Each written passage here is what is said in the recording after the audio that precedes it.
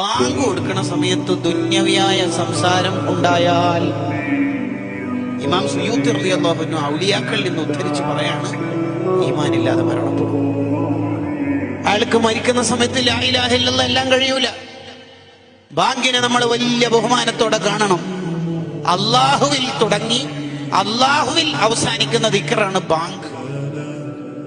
ബാങ്കിനെ ബഹുമാനിച്ചതുകൊണ്ട് മാത്രം രക്ഷപ്പെട്ട ആൾക്കാരുടെ ചരിത്രങ്ങൾ കിതാബുകളിലുണ്ട്. കുട്ടികൾ ഇങ്ങനെ പാട്ടുപാടിക്കൊണ്ടിരിക്കുമ്പോൾ ബാങ്ക് കൊടുത്തു. അപ്പൊ ഒരു സ്ത്രീ കുട്ടികളോട് പറഞ്ഞു, ഉണ്ടല്ലേ, ആ കാരണം കൊണ്ട് മാത്രം ആ സ്ത്രീ രക്ഷപ്പെട്ടത് കിതാബിലുണ്ട്. ബാങ്കിന് വലിയ ബഹുമാനാണ്. ബാങ്കിന് ആത്മാർത്ഥമായി ഇജാബത്ത് കൊടുക്കണം. ബാങ്ക് കൊടുക്കുന്ന സമയത്ത് എന്താണോ നമ്മൾ ചെയ്തുകൊണ്ടിരിക്കുന്ന ആ പണിയൊക്കെ നിർത്തുക. കൈയോണ്ടല്ലേ പാത്രം കഴുകുന്നത്, വായ കൊണ്ട് ഇജാബത്ത് കൊടുത്താൽ പോരെ എന്നല്ല ആലോചിക്കേണ്ടത്.